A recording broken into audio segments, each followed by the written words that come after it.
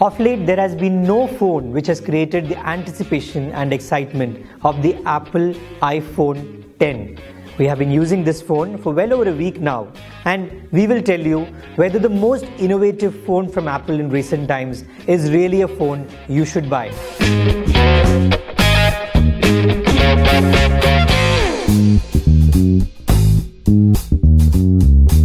What's good about the Apple iPhone 10? Number one is design. This is a very unique design. It has a bezel-less screen, but that doesn't mean there is no frame at all. There is a slight frame around the edges. Also, there is no home button, which means you use Face ID to unlock the phone, and it works really well. Also, this is a 5.8-inch screen, but it is much smaller than the 5.5-inch iPhone 8 Plus, which means this phone will appeal to a lot of people who had problems gripping a larger phone. Overall, the design is a big plus on this phone.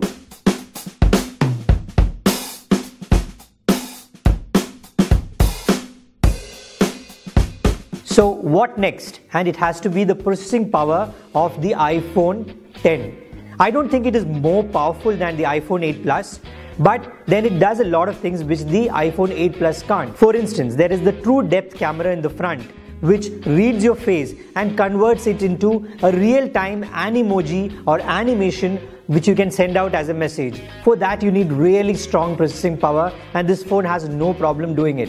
Also, something like the dual camera is much more faster on this phone because of the A11 Bionic chipset. Overall, this is the most powerful phone Apple has out there.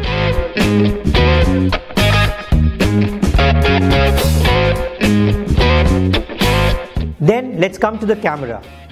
This phone has a better camera than the iPhone 8 Plus, which again is one of the best cameras out there.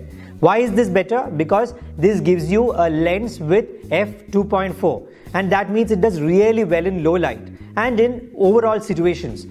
Also, the front camera is the best that Apple has ever produced.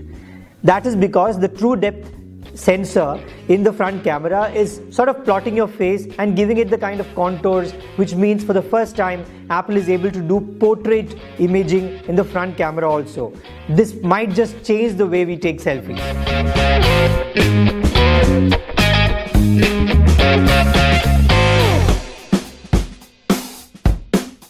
So, are there things which are not that nice about this phone? Well, the first point for me is the back. Because Apple is using wireless charging, it needs a glass back, which also means that if you drop the phone, it's going to break the front or the back. Because both sides you have glass up front, and you really need to protect this priceless phone.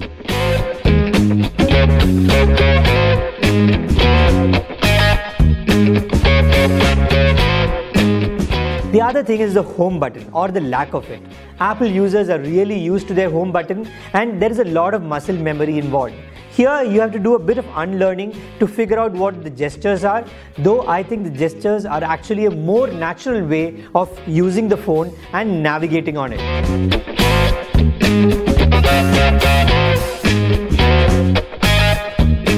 At the end, I have an issue with this camera protruding into the display, which means if you're watching something on full screen, you have the camera coming in and the content sort of wrapping around it.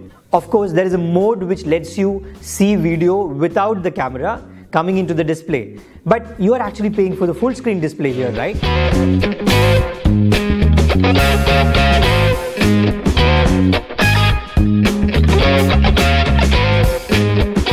Should you buy the iPhone 10? That's the big question out there. Of course, if you have the money, because this is the best iPhone you can buy at the moment. Also, this is a very powerful phone with a stellar camera and a lot of cutting-edge technology, especially with the Face ID, which I think is the most natural and the fastest way to unlock your phone and to do secure stuff on it. Overall, I think this phone is worth buying, but it's a bit pricey.